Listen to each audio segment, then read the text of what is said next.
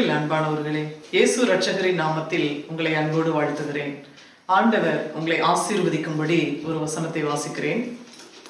122 சங்கீதம் 1 கர்த்தருடைய ஆலயத்துக்கு போவோம் வாருங்கள் என்று எனக்கு அவர்கள் சொன்னபோது மகிழ்ச்சியா இருந்தேன்.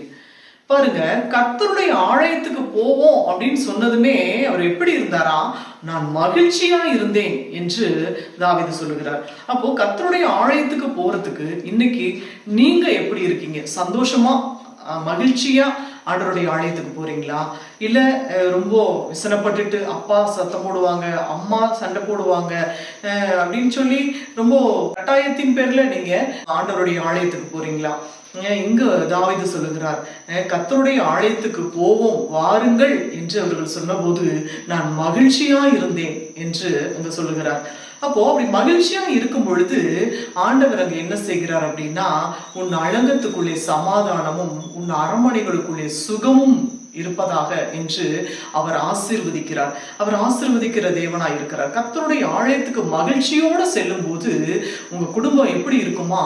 உங்களுடைய குடும்பம் உன் அலங்கத்துக்குள்ளே சமாதானமும் உன் அரண்மனைகளுக்குள்ளே சுகமும் இருப்பதாக அப்படின்னு சொல்லி ஆண்டவர் சொல்றார். பாருங்க, அரண்மனைகளுக்குள்ளே ஆண்டவர் மிகவும் அவர் அவருடைய மனது தாராளமான மனது.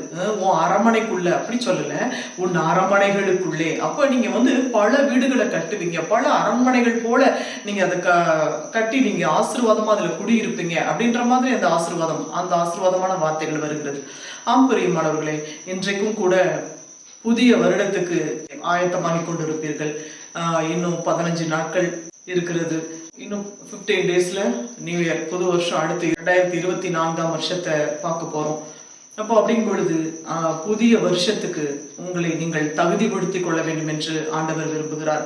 ஆலயத்துக்கு போய் என்ன செய்ய போறோம் அப்படின்னு சோர்ந்து போய் இல்லாம எல்லாரும் சந்தோஷமா தேவனுடைய ஆலயத்துக்கு தாவீதை போல மகிழ்ச்சியோடு நீங்க ஆண்டவருடைய ஆலயத்துக்கு செல்லுங்க. ஆண்டவர் உங்க குடும்பத்தை மிகவும் ஆசீர்வதித்து உங்களை பழுகி பெருக பண்ணுவார். அவர் சொல்றார், உன் அலங்கத்துக்குள்ளே சமாதானமும் உன் அரண்மனைகளுக்குள்ளே சுகமும் இருக்கும்படிக்கு ஆண்டவர் உங்களை ஆசீர்வதிக்க வல்லவராய் இருக்கிறார். நாம் ஜெபிப்போம். சர்வ வல்லமையுள்ள எங்கள் அன்பின் பரலோக பிதாவே, இந்த நல்ல வேலைக்காக நமக்கு நன்றி செலுத்துகிறோம் அப்பா. கட்டாயமாய் அல்ல, விசனமாய் அல்ல, தேவ ஆலயத்துக்கு போவோம் வாருங்கள் என்று சொன்னபோது நான் மகிழ்ச்சியா இருந்தேன் என்று தாவீது சொல்லுகிறார். ஆமா ஆண்டவரே, அப்பா, உம்முடைய ஜனங்கள் சந்தோஷத்தோடு மகிழ்ச்சியோடு தேவாலயத்துக்கு செல்ல தகப்பனே நீர் கிருபை செய்வீராக.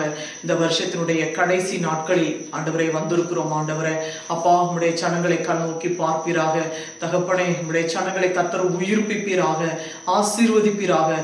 குடும்பத்துக்குள்ளே சமாதானத்தையும் ஆண்டவரே சந்தோஷத்தையும் கட்டளையிட்டு சந்தோஷமாக சமாதானமாக தேவாலயத்துக்கு செல்ல தகப்பனை நீர் கிருபை செய்ய வேண்டுமாய் நாங்கள் செபிக்கிறோம் அப்பா.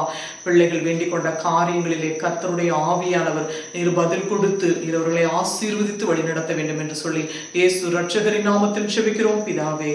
ஆமென், ஆமென். பிரியமானவர்களே, கர்த்தர் உங்களை ஆசீர்வதிப்பார். God bless you.